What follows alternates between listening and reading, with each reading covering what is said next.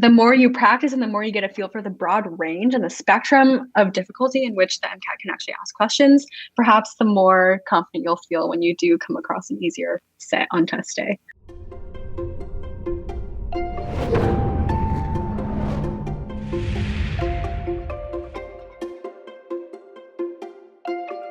Dorothy, welcome back for another episode of the MCAT podcast. I'm so excited to continue to chat with you. How are we doing today?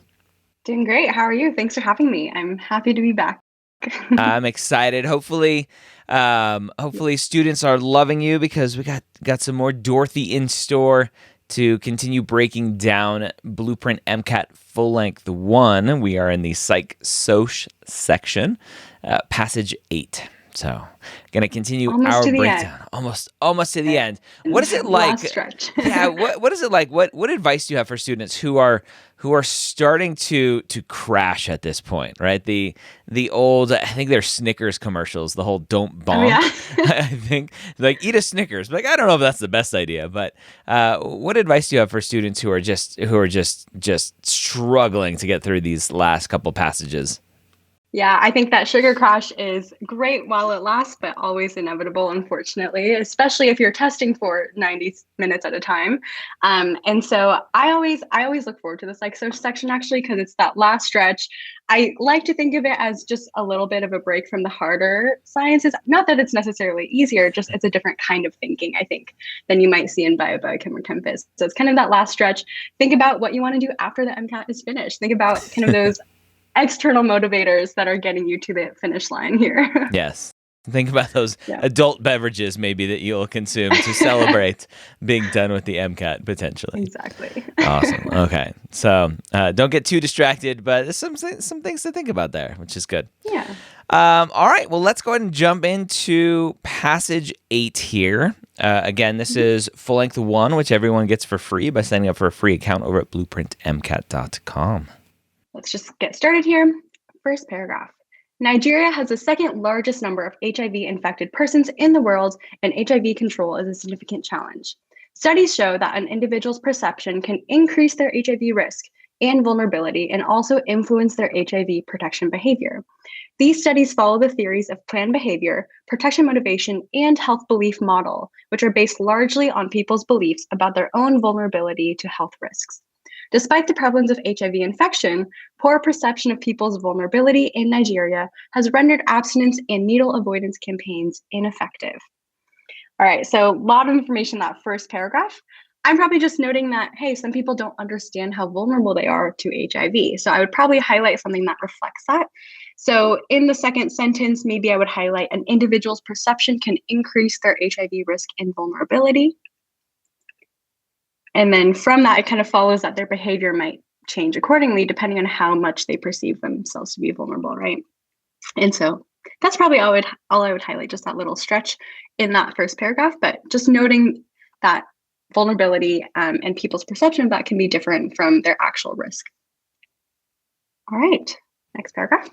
Gender, sexism, and gender stereotypes are factors that have been identified as drivers for HIV susceptibility. Specifically, gender inequality has been connected to increased risk of HIV infection. In addition, an individual's belief about the control of their health has recently gained attention from researchers. According to attribution theory, people ascribe their health to either internal factors or external factors. Demographic factors such as age in relation to perception of vulnerability to HIV infection have also been well researched. So this paragraph is a ton of factors and kind of things that might contribute to this idea of HIV susceptibility. So I would probably just highlight the names of those factors. So first sentence, gender, sexism, and gender stereotypes. Specifically, gender equality in that next sentence. And then we're also noting connections to attribution theory. And then in that last sentence, we have some demographic factors as well. So just noting that I can always come back for these specific factors from this paragraph if needed.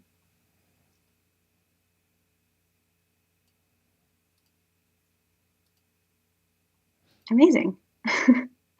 All right, moving on to our table. Table 1 shows comparisons of participant scores by their gender on the standardized scales. Standard deviations are in parentheses.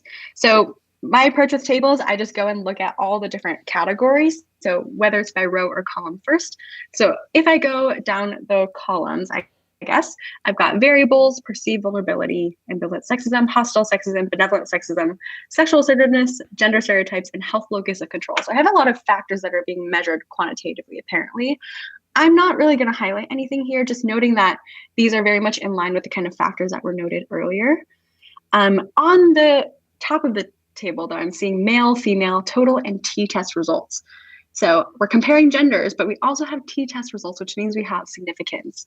So Ryan, if you look down that p-value column, what do you see? Lots of very tiny p results. Yeah, I'm seeing the same. I think almost all of them, except for maybe sexual assertiveness, would be significant under the p is less than 0.05 standard. So lots of significance here. With super tiny p-values of things like 0.001. So definitely a lot of significant things here, which I'm just going to note that and move on, come back for specific values if I need to. Okay. All right, last paragraph here. Let's finish it out. Researchers used a cross-sectional survey to investigate the role of psychosocial factors in the predictions of perceived vulnerability to HIV infection. Nigerian volunteers aged 18 to 35 independently completed the surveys. Data was sorted by 6 separate psychometric criteria. The participants' perceived vulnerability to HIV infection was estimated using an empirically and theoretically based self-developed scale. Higher scores on the scale indicate poorer perception of vulnerability. The scale follows the social cognitive model of health behavior, which assumes that people's beliefs and attitudes serve as proximal determinants of their behavior. Okay, so lots of information in this paragraph about our study itself. So it was cross-sectional. I would probably highlight that in the first sentence. And also I would highlight what they were actually trying to look at. So the role of psychosocial factors in the predictions of perceived vulnerability to HIV infection. I always like to kind of note who our participants are. So 18 to 35 volunteers, and we are sorting this data into 6 criteria. So kind of noting that whether you highlight that or not is kind of up to you, but yeah, thank you, Brian, for highlighting those. And then the one other thing that I really want to call out here is that they tell us what a higher score means. So they say higher scores on the scale indicate poorer perception of vulnerability. So I would probably highlight that a higher score means worse perception. Okay, so we get to the end and then we freak out and go, what did I just read? All right, so lots of vulnerability to HIV and this survey here. So Absolutely. All right, so we jump into the first question here. Question 39 is, which of the following is not an example of a demographic measure? So this first question here, I think is like, it's not even asking about this specific passage. It's just saying in general, and I think we see that a lot in the Psych section, among other places where it's do you understand how research is created? And demographic measure is a part of surveys and research. And do you understand what a demographic measure is? So, all right. So super important for human research, especially. Yeah. But yeah, I think in psych you do see a lot more of these pseudo discretes because psych is so terminology heavy. They want to know if you know your definitions and how to apply them. Yeah. So demographic measure income, sexual orientation, education, and absolute mobility. So I look at those and absolute mobility seems like it's the outlier of like, well, that's just a little bit different than everything else. So I'm going to pick D just because of that. You'd be right. So odd one out definitely is a great strategy here. So yeah, if you think about what demography is, it's just studying certain statistical parameters that tell us how populations are changing over time. So income, great. Sexual orientation, great. Education, also great. Absolute mobility is definitely kind of an odd one out because it just measures like living standards of individuals versus like previous generations. Yeah. Does B potentially throw people off the sexual orientation because they read that as like gender, and they go, well, gender is not a demographic, that's just something, or because they maybe read that wrong? Do you think that throws people off? I think it definitely can. I'm noticing in the statistics, because we kind of analyze how often people answer certain questions or answer choices. B is definitely the second most popular one. And I think that's probably it. But it can track essentially, maybe in our current generation, there are a higher frequency of like more variable sexual orientations and things like that. So that is definitely something that is generational. It can change over time. Yeah. And thus it's a good demographic measure. Okay. Yep. All right. Moving on. Question 40. All right. Growing populations in rural Nigeria and limited farmland to support this growth have caused many hungry people to move to Benin City in hopes of finding jobs. Which phenomenon best represents this situation? We've got A, vertical mobility, B, urbanization, C, globalization, and D, population growth. So it seems too easy. Like they're moving from rural to the city to an urban environment. So it seems like B, urbanization. Vertical mobility doesn't seem like that is anything. Vertical to me is like getting ahead potentially. Globalization, obviously, this is just Nigeria, so we're not talking about the world here. And then it's not talking about the population growing, it's just talking about where they're moving to. So I'm going to go with B, urbanization. Yeah. B, urbanization is correct. Yeah, essentially what's happening in this question stem is that people are moving to the city to work, right? That is very much our definition for urbanization, where people move from rural areas to cities. In terms of vertical mobility, to clarify that definition, vertical mobility is like moving from one social level to a higher one or lower one. So yeah, you can change jobs into a higher or lower one. You can marry into a higher or lower social level. But that's not really what's happening here. Yeah. Okay. Amazing. All right. Easy peasy. Question 41. After the study, a male participant with a low perceived vulnerability contracts HIV. While applying for a job, an employer discovers his HIV status. After failing to receive a job offer, the man concludes that he was not hired because of his condition. If true, this would be an example of A, stigma on the part of the participant, B, racism on the part of the employer, C, prejudice on the part of the employer, or D, discrimination on the part of the employer. All right, so stigma on the part of the participant seems like that's not right, because it's not, it's stigmatizing HIV of the participant, but it's not right on the part. To me, seems like it's saying the participant is the one who has the stigma that they are projecting out to the world. So A is not right. B, racism doesn't seem right here. So I'm left with C and D.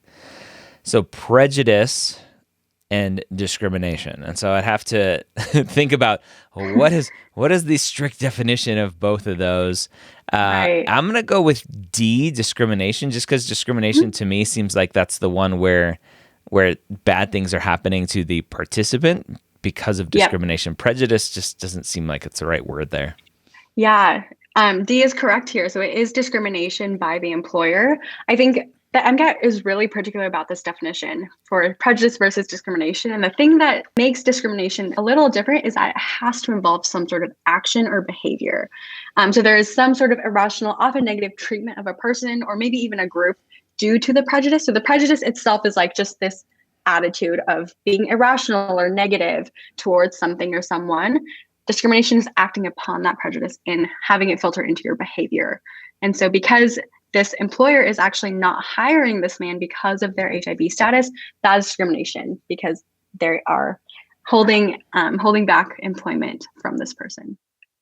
So explain that again. What would prejudice be here? So if the question was changed a little bit, how would it be prejudice here to make prejudice the right answer? So prejudice would be attitude without behavior. So without behavior. Okay. Yeah. So if the question stem was describing, this employer thinks that this person is not going to be a good employee because of his HIV status, or like has some sort of like attitude towards this person, but doesn't necessarily not hire them or doesn't actually act against it. Got it. Then that's prejudice. Got it. Okay. Yeah. Good question. All right. So moving on here, question 42. All right. In response to the point that gender inequality can contribute to the spread of HIV, a Western European policymaker suggests that Western European gender roles should be directly imposed on African and Asian countries in order to reduce HIV transmission. This proposal is most likely to be criticized for being an example of blank, and we've got A, groupthink, B, de-individuation, C, stigma, and D, ethnocentrism.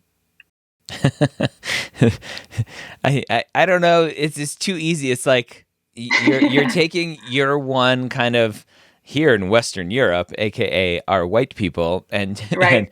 and imposing that on the African and Asian countries. To me, that's just ethnocentrism. Yeah. Like without even knowing anything else, there's just something about ethnic involvement there. Yeah, like the Western European people are saying, like, oh, our gender roles should be imposed on other people. Like our way of doing things is the best way, and that is ethnocentrism all the way. Do we want to go through the other definitions here? Yeah, let's do it. Okay. Groupthink. So that is kind of a phenomenon when you're in a group and you just kind of tend to go with the flow and conform with the ideas of the actual group. So you kind of shut away your individual reasoning. You just want to preserve harmony within the group. So you just kind of make decisions based on what the consensus seems to be, which can lead to like some pretty poor decision making as a group if you're not really logically weighing out all the pros and cons of a certain decision. Can we say January 6th? Maybe I won't know that. De-individuation is, loss of individuality within a group. So you kind of lose your sense of self-awareness in a large group setting. Stigma is, we talked about in the last question here, but it's kind of strong disapproval attached to something. So we often use this in our vernacular. I think if we say like drug abuse is stigmatized or HIV is stigmatized, like we kind of are familiar with that term, I think, from our vernacular, but that is essentially its definition. Yeah. Yep. All right. Awesome. Some good definitions for you all. Question 43, last one here of the passage, based on the methods used by the researcher. All right, so now we're finally kind of actually talking about the passage. So all the other questions, I don't think had anything to do with the passage. We'll throw in one.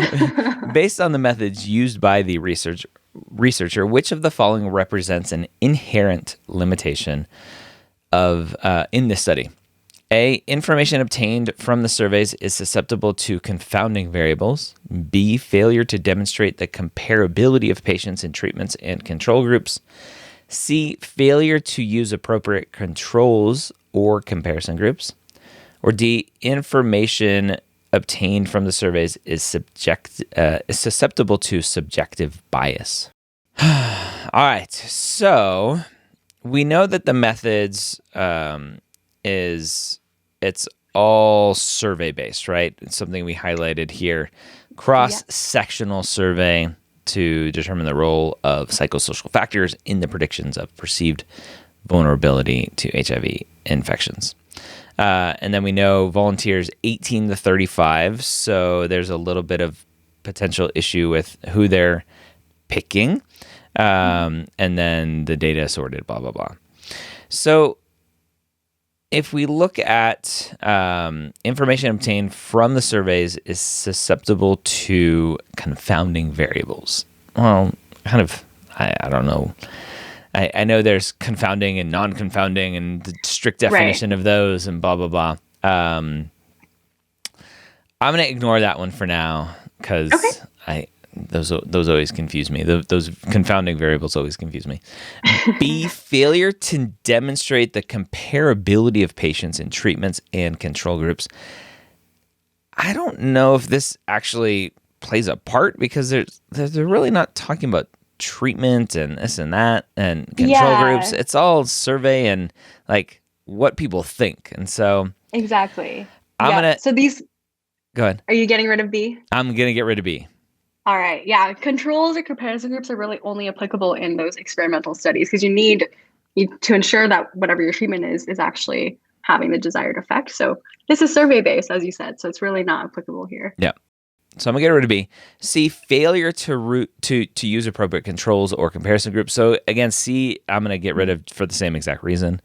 Yep. And then D, information obtained from the surveys is susceptible to subjective bias.